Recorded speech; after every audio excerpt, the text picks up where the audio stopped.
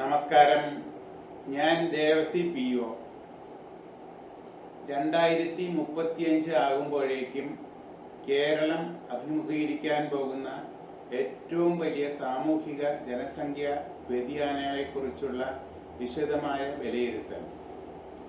കേരളത്തിലെ ജനസംഖ്യാ വ്യതിയാനം 2025 മുതൽ 2035 വരെ. കേരളം ഇന്ന് കടന്നു പോകുന്നത് ചരിത്രപരമായ ഒരു ജനസംഖ്യാ മാറ്റത്തിലൂടെയാണ്. കുറഞ്ഞ ജനന നിരക്കും ഉയർന്ന ആയുർദൈർഘ്യവും കാരണം കേരളം അതിവേഗം ഒരു വാർദ്ധക്യ സമൂഹമായി മാറിക്കൊണ്ടിരിക്കുകയാണ്. ഈ മാറ്റം അടുത്ത 10 വർഷത്തിനുള്ളിൽ, അതായത് 2035ഓടെ നമ്മുടെ സാമൂഹിക സാമ്പത്തിക രംഗങ്ങളിൽ വലിയ ഗുണങ്ങളും അതോടൊപ്പം ഗുരുതരമായ പ്രതിസന്ധികളും ഉണ്ടാക്കും. ജനസംഖ്യാ വളർച്ചാ നിരക്കും കുട്ടികളുടെ എണ്ണത്തിലെ കുറവും. കേരളത്തിലെ ജനസംഖ്യാ വളർച്ചാ നിരക്ക് ഇപ്പോൾ തന്നെ വളരെ താഴെയാണ്. ടോട്ടൽ ഫെർട്ടിലിറ്റി റേറ്റ്, ഒരു സ്ത്രീക്ക് ഉണ്ടാകുന്ന കുട്ടികളുടെ ശരാശരി എണ്ണം 1.4 ആണ്. ഇത് ജനസംഖ്യ നിലനിർത്താൻ ആവശ്യമായ 2.1 എന്ന നിരക്കിലേക്കാൾ വളരെ താഴെയാണ്. ഇപ്പോഴത്തെ കുട്ടികളുടെ എണ്ണം, നിലവിൽ സ്കൂളുകളിൽ എത്തുന്ന കുട്ടികളുടെ എണ്ണത്തിൽ വലിയ കുറവ് രേഖപ്പെടുത്തുന്നുണ്ട്. മുൻ വർഷങ്ങളെ അപേക്ഷിച്ച് പ്രൈമറി ക്ലാസുകളിൽ ചേരുന്ന കുട്ടികളുടെ എണ്ണം വർഷം തോറും കുറയുകയാണ്. 10 വർഷത്തിന് ശേഷമുള്ള അവസ്ഥ. ഇന്ന് 10 വയസ്സുള്ള കുട്ടികളുടെ അത്രയും കുട്ടികൾ 10 വർഷത്തിന് ശേഷം, അതായത് 2036 കേരളത്തിൽ ഉണ്ടാകില്ല. ജനനിരക്ക് ഇനിയും താഴേക്ക് പോകുമെന്നതിനാൽ കുട്ടികളുടെ എണ്ണത്തിൽ വൻ ഇടിവ് രേഖപ്പെടുത്തും. ജനസംഖ്യാ പിരമിഡിലെ മാറ്റം. കേരളത്തിന്റെ ജനസംഖ്യാ ഘടനയെ ഒരു ഗ്രാഫ് രൂപത്തിൽ വിശകലനം ചെയ്താൽ കാണുന്ന മാറ്റങ്ങൾ. ജനസംഖ്യാ വിഭാഗം കഴിഞ്ഞ 10 വർഷം 2015 മുതൽ 2025 വരെ. വരാൻ പോകുന്ന 10 വർഷം 2025 മുതൽ 2035 വരെ. കുട്ടികൾ 0 വയസ്സ് മുതൽ 14 വയസ്സ് വരെ. സാവധാനത്തിലുള്ള കുറവ്, അതായത് 2015 മുതൽ 2025 വരെ സാവധാനത്തിലുള്ള കുറവേ കാണിച്ചിട്ടുള്ളൂ. 2025 മുതൽ 2035 വരെ വളരെ വേഗത്തിലുള്ള ഇടിവ് ഉണ്ടാകും. യുവജനങ്ങൾ 15 വയസ്സ് മുതൽ 59 വയസ്സ് വരെ. 2015 മുതൽ 2025 വരെ സ്ഥിരതയാർന്ന അവസ്ഥ. വിദേശ കുടിയേറ്റം കാര്യമായി ഉണ്ട്. 2025 മുതൽ 2035 വരെ വലിയ കുറവ്. മനുഷ്യശേഷിയുടെ ദൗർലഭ്യം. മുതിർന്നവർ 60 വയസ്സ് മുതൽ മുകളിലുള്ളവർ 2015 മുതൽ 2025 വരെ വർധനവ്. 2025 മുതൽ 2035 വരെ കുത്തനെയുള്ള വർധനവ്. കേരളം വാർദ്ധക്യത്തിലേക്ക്. ഇതിൽ കാണുന്ന ഗ്രാഫ് നോക്കുമ്പോൾ നമുക്ക് ഇതിൻ്റെ വ്യക്തമായ രൂപം മനസ്സിലാവും.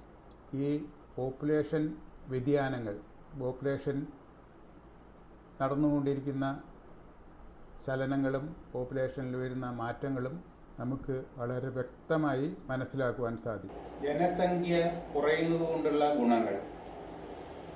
ജനസംഖ്യ കുറയുന്നത് ദൈനംദിന ജീവിതത്തിൽ വലിയ ആശ്വാസങ്ങൾ നൽകും. വിദ്യാലയങ്ങളിലെ സൗകര്യങ്ങൾ. കുട്ടികൾ കുറയുന്നതോടെ വിദ്യാലയങ്ങളിൽ ധാരാളം സീറ്റുകൾ ലഭ്യമാകും. അധ്യാപക വിദ്യാർത്ഥി അനുപാതം മെച്ചപ്പെടുന്നതിനാൽ ഓരോ കുട്ടിക്കും കൂടുതൽ വ്യക്തിപരമായ ശ്രദ്ധയും ഗുണനിലവാരമുള്ള വിദ്യാഭ്യാസവും ലഭിക്കും. ആരോഗ്യരംഗത്തെ തിരക്ക് കുറയും. പൊതുജനാരോഗ്യ കേന്ദ്രങ്ങളിലും ആശുപത്രികളിലും OPയിലെ തിരക്ക് കുറയും. ഇത് ഡോക്ടർമാർക്ക് രോഗികളെ നന്നായി പരിശോധിക്കാനും മികച്ച സേവനം നൽകാനും സഹായിക്കും. പൊതുഗതാഗതവും പൊതുസ്ഥലങ്ങളും. ട്രെയിനുകൾ, ബസ്സുകൾ, റോഡുകൾ, പാർക്കുകൾ തുടങ്ങിയ പൊതുസ്ഥലങ്ങളിലെ അമിതമായ തിരക്ക് കുറയും. യാത്രകൾ കൂടുതൽ സുഖകരവും സമാധാനപരവുമായി മാറും. വിഭവങ്ങളുടെ ലഭ്യത, ശുദ്ധജലം, പാർപ്പിടം, വൈദ്യുതി തുടങ്ങിയ പരിമിതമായ വിഭവങ്ങൾക്ക് മേലുള്ള സമ്മർദ്ദം കുറയും. പരിസ്ഥിതി മലിനീകരണം ഒരു പരിധിവരെ കുറയാൻ ഇത് സഹായിക്കും. ഉണ്ടാകാൻ പോകുന്ന ദോഷങ്ങളും പ്രതിസന്ധികളും. ഗുണങ്ങളുണ്ടെങ്കിലും ഈ ജനസംഖ്യാ വ്യതിയാനം കേരളത്തിന്റെ സമ്പദ് വ്യവസ്ഥയെ തകിടം മറിക്കാൻ പോകുന്ന വലിയ പ്രതിസന്ധികൾ സൃഷ്ടിക്കും. അവശ്യ സേവനങ്ങളുടെ ദൗർലഭ്യം. യുവാക്കളുടെ എണ്ണം കുറയുന്നതോടെ ദിവസേനയുള്ള ആവശ്യങ്ങൾക്കുള്ള മനുഷ്യശക്തി ഇല്ലാതാകും. ഇലക്ട്രീഷ്യന്മാർ, പ്ലംബർമാർ, ഡ്രൈവർമാർ, സെയിൽസ് ജീവനക്കാർ, നിർമ്മാണ തൊഴിലാളികൾ തുടങ്ങിയ മേഖലകളിൽ ആളുകളെ കിട്ടാത്ത അവസ്ഥ വരും. മുതിർന്നവരുടെ സംരക്ഷണം. ഒരു വശത്ത് കുട്ടികൾ കുറയുമ്പോൾ മറുവശത്ത് പരിചരണം ആവശ്യമുള്ള വയോധികരുടെ എണ്ണം കുതിച്ചുയരും. അവരെ നോക്കാൻ കുടുംബങ്ങളിൽ ആളില്ലാത്ത അവസ്ഥയുണ്ടാകും. സാമ്പത്തിക ഭാരം. ഉൽപാദനക്ഷമതയുള്ള യുവാക്കൾ കുറയുകയും പെൻഷനും ചികിത്സാ സഹായവും ആവശ്യമുള്ള വയോധികർ കൂടുകയും ചെയ്യുന്നത് സർക്കാരിന്റെ സാമ്പത്തിക ഭദ്രതയെ ബാധിക്കും. മുൻകരുതലുകളും സമഗ്രമായ പരിഹാര മാർഗങ്ങളും. ഈ പ്രതിസന്ധിയെ നേരിടാൻ 10 വർഷം കഴിഞ്ഞ് നടപടിയെടുത്തിട്ട് കാര്യമില്ല. ഇപ്പോൾ തന്നെ ചില മുൻകരുതലുകൾ എടുത്താൽ മാത്രമേ അതിനുള്ള പരിഹാര മാർഗങ്ങൾ ഉണ്ടാകുകയുള്ളൂ. സാങ്കേതിക വിദ്യയുടെ ഉപയോഗം. മനുഷ്യശക്തിയുടെ കുറവ് നികത്താൻ കൃഷി, നിർമ്മാണം, സേവന മേഖലകളിൽ ആധുനിക സാങ്കേതിക വിദ്യയും റോബോട്ടിക്സും ഉപയോഗിക്കണം. പ്ലംബിംഗ്, ഇലക്ട്രിക്കൽ ജോലികൾ സുഗമമാക്കാൻ സ്മാർട്ട് ടൂളുകൾ പ്രോത്സാഹിപ്പിക്കുക. തൊഴിൽ സംസ്കാരത്തിലെ മാറ്റം. ഏതു ജോലിയും ചെയ്യാൻ മലയാളികൾ തയ്യാറാകുന്ന രീതിയിൽ തൊഴിൽ സംസ്കാരം മാറണം. എല്ലാത്തരം തൊഴിലുകൾക്കും അർഹമായ വേതനവും സാമൂഹിക പദവിയും ഉറപ്പാക്കണം. കുടിയേറ്റ തൊഴിലാളികളുടെ നയരൂപീകരണം. നിലവിൽ കേരളത്തിലുള്ള അന്യസംസ്ഥാന തൊഴിലാളികളെ നമ്മുടെ സമൂഹത്തിന്റെ ഭാഗമായി മാറ്റുക. അവർക്ക് മികച്ച പരിശീലനവും ഭാഷാ വൈദഗ്ധ്യവും നിയമപരമായ സുരക്ഷിതത്വവും നൽകി ഇവിടുത്തെ അവശ്യ സേവന മേഖലകളിൽ നിലനിർത്തുക. സ്കൂളുകളുടെ പുനഃക്രമീകരണം. കുട്ടികൾ കുറയുന്ന സ്കൂളുകൾ അടച്ചുപൂട്ടുന്നതിന് പകരം അവയെ കമ്മ്യൂണിറ്റി സെന്ററുകളായോ വയോജന കേന്ദ്രങ്ങളായോ അല്ലെങ്കിൽ സ്പെഷ്യൽ സ്കിൽ ഡെവലപ്മെന്റ് സെന്ററുകളായോ പുനരുപയോഗിക്കുക. Silver economy. വയോജനങ്ങളുടെ ആരോഗ്യ സംരക്ഷണത്തിനായി വലിയ തോതിൽ ജെറിയാട്രിക് കെയർ, വയോജന പരിചരണം കോഴ്സുകൾ ആരംഭിക്കുകയും ഹോം നഴ്സിംഗ് മേഖലയെ കൂടുതൽ പ്രൊഫഷണൽ ആക്കുകയും ചെയ്യുക.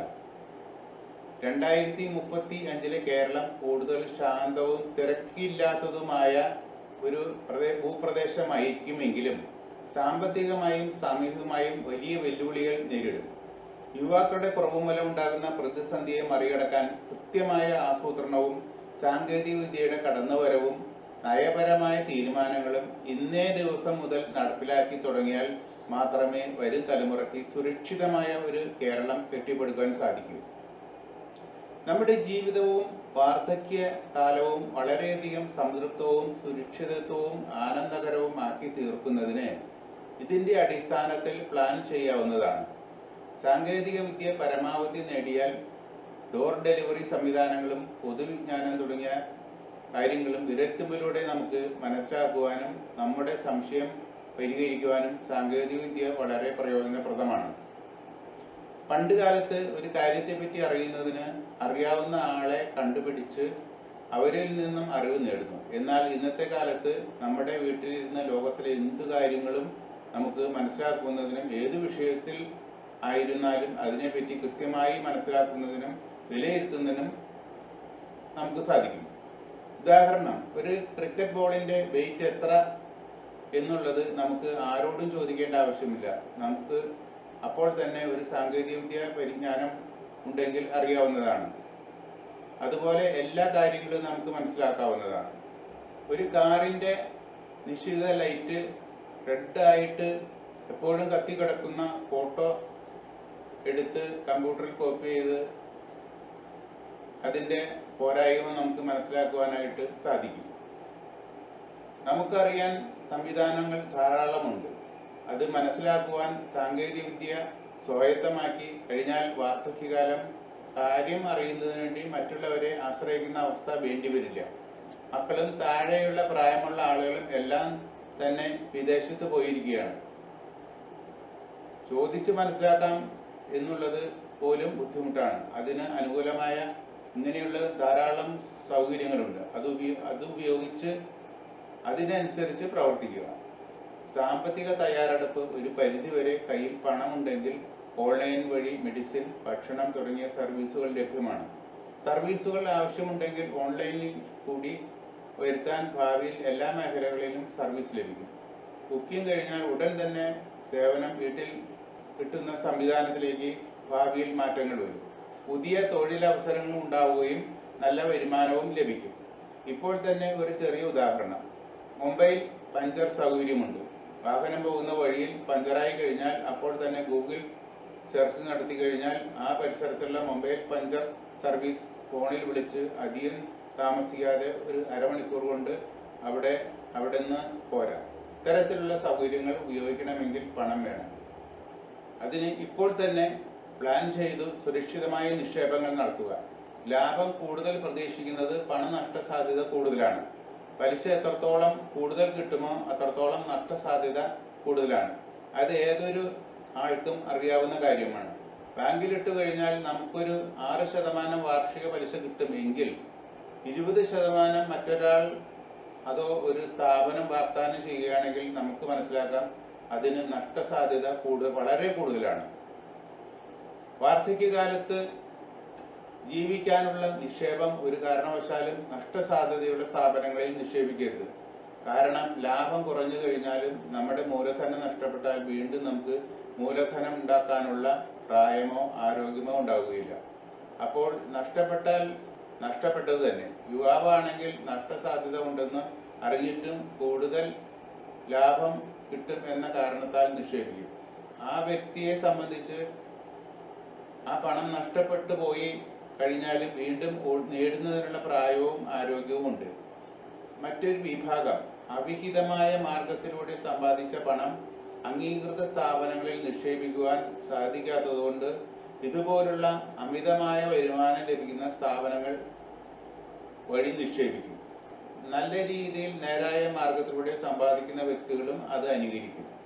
എന്തെങ്കിലും നഷ്ടസാധ്യത സംഭവിച്ചു കഴിഞ്ഞാലും അവിഹിതമായി സമ്പാദിച്ച വ്യക്തിയെ സംബന്ധിച്ച് അവർക്ക് നഷ്ടപ്പെടാനൊന്നുമില്ല. കാരണം അത് അധ്വാനത്തിന്റെ ഫലമല്ല. അതേസമയം വളരെ അധ്വാനിച്ച് കഷ്ടപ്പെട്ട് ഉണ്ടാക്കിയ പണം അവരും നിക്ഷേപിക്കുന്നത് കണ്ട് അനുകരിച്ച് നാം നിക്ഷേപിച്ചു കഴിഞ്ഞാൽ നമ്മുടെ പണം പരിപൂർണമായി നഷ്ടപ്പെട്ടു പോകും. പക്ഷേ നമുക്ക് വീണ്ടും സമ്പാദിക്കാനുള്ള പ്രായം ഉണ്ടായി എന്ന് വരികയില്ല. ധാരാളം നാട്ടിൽ കാണുന്ന കാര്യമാണിത്. നാട്ടിലെ അറിയപ്പെടുന്ന വ്യക്തികൾ അമിതമായ പലിശ കിട്ടുന്ന സ്ഥലത്ത് നിക്ഷേപിക്കുന്നത് അതനുസരിച്ച് അനുകരിക്കുകയും ചെയ്യും. അതിൻ്റെ ദോഷമാണ് ഞാൻ പറഞ്ഞത്. അതുകൊണ്ട് മറ്റൊരാൾ ചെയ്യുന്നത് കണ്ട് അനുകരിക്കുന്നതിനേക്കാളും നമ്മുടെ ബുദ്ധി ഉപയോഗിച്ച് സുരക്ഷിതമായ സർക്കാർ സ്ഥാപനങ്ങളിൽ നിക്ഷേപിച്ച് നമ്മുടെ മൂലധനത്തിന്റെ സുരക്ഷിതത്വം ഉറപ്പുവരുത്തുക. ഇത്തരത്തിലുള്ള നിക്ഷേപങ്ങൾ നല്ല രീതിയിൽ വിവിധ പ്ലാനുകൾ ലൈഫ് ഇൻഷുറൻസ് കോർപ്പറേഷനിൽ ലഭ്യമാണ്. അത് ഉപയോഗപ്പെടുത്തുന്നതിന് വിളിക്കൂ Devasi PO mobile 94 46 21 50 19. YouTube LIC Devasi.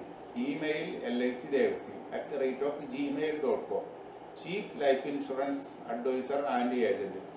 46 വർഷത്തെ പ്രവർത്തന പരിചയം. കമ്പ്യൂട്ടർ പരിജ്ഞാനം പരമാവധി ഉപയോഗപ്പെടുത്തുന്നു. ഉന്നത വിദ്യാഭ്യാസ യോഗ്യത. ഇത്തരത്തിലുള്ള കഴിവുകളുള്ള വ്യക്തിയിൽ നിന്നും ലൈഫ് ഇൻഷുറൻസ് പോളിസി ചേരുകയും തുടർന്നുള്ള സേവനങ്ങൾ കൃത്യമായി ലഭിക്കുകയും ചെയ്യുന്നതിന് ബന്ധപ്പെടുക.